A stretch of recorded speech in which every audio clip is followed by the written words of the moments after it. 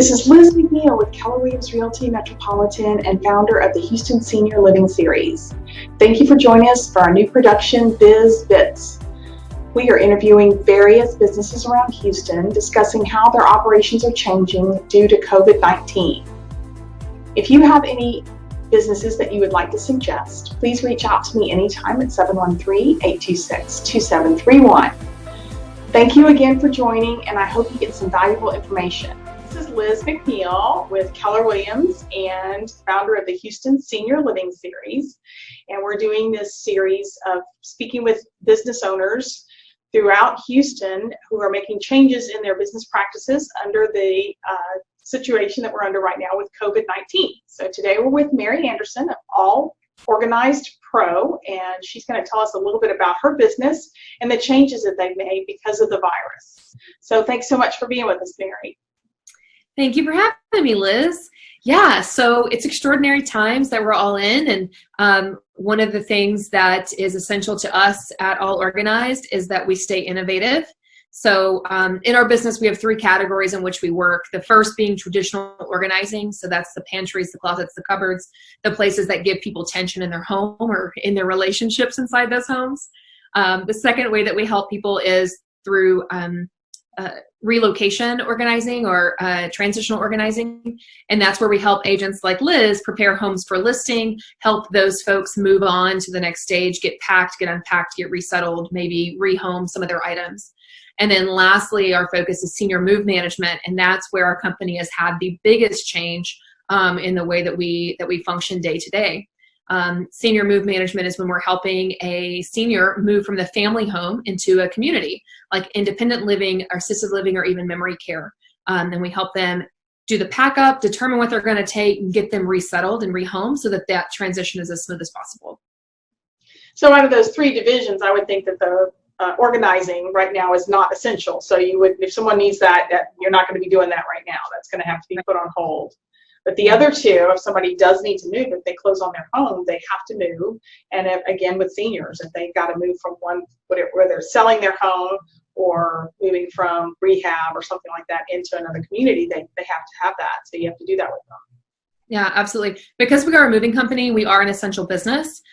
We've just taken a lot of extra precautions to keep our team safe, as well as the communities and the environments that we work in safe. So some of the things that we've done where applicable is, if, for instance, we had a family last week, they have 3 small children. They moved out of the home, that their current home, 3 days earlier into a vacation rental that had been vacant. So it's safe and sanitary, right? So they moved in there. We came in and packed up their entire home, transferred it all to their new space, set up the new space, disinfected services, and left that space. And then they moved in 5 days later. So that gave a buffer on both sides to protect our team, but also prohibit any cross-contamination from their to their family, just in case somebody happens to be a carrier. We're wearing masks. We're utilizing gloves. We're doing a 20-minute hand washing schedule that is really, no one loves it, but we're doing it.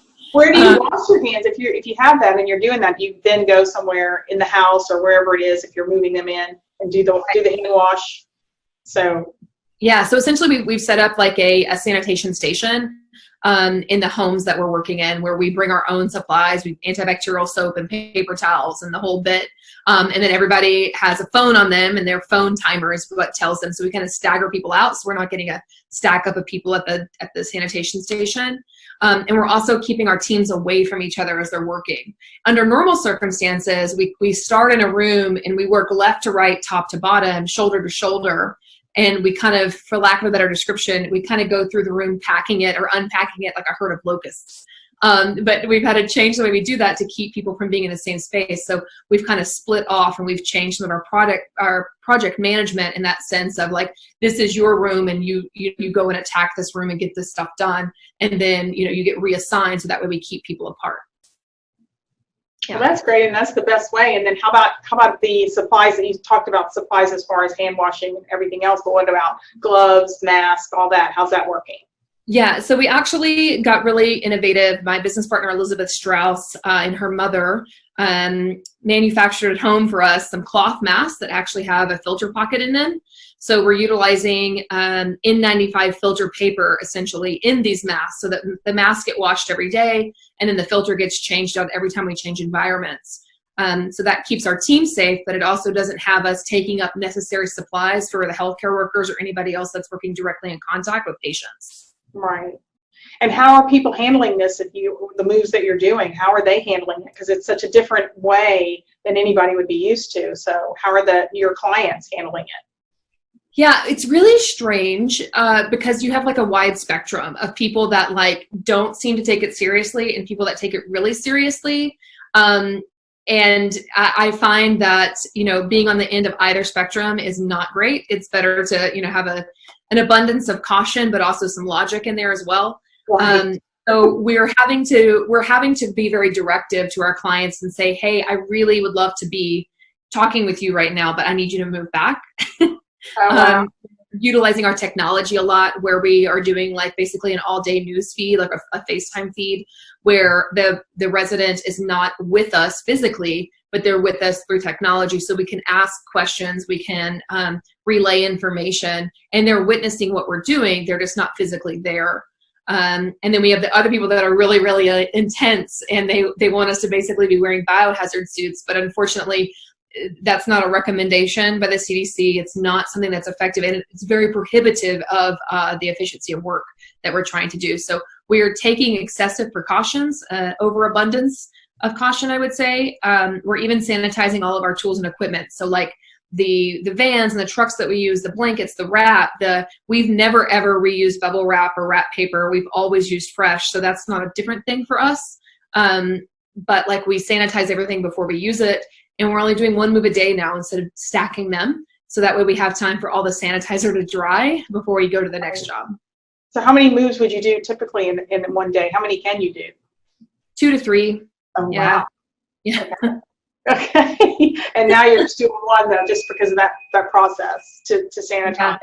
Yeah. Well, in our backup process, like we're just slowing everything down, so that we can be more cognitive of everything that we're doing. Because when you have it, and we're also, our team is volunteer only, because it's their choice if they choose to work among the public. We're not forcing anybody to work, because they are at risk, so our team is, instead of 19 people actively working, we're down to, I think, 9 people actively working.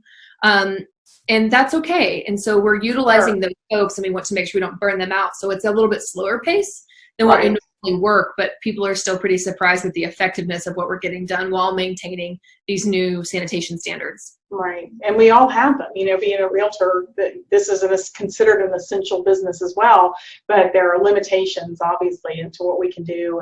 But most realtors we're trying to pivot as well and be able to do the things that we would normally do face to face, but doing them virtually. So absolutely. Yeah. If someone wanted to make a move and they need you, how would they get in touch with you? Yep.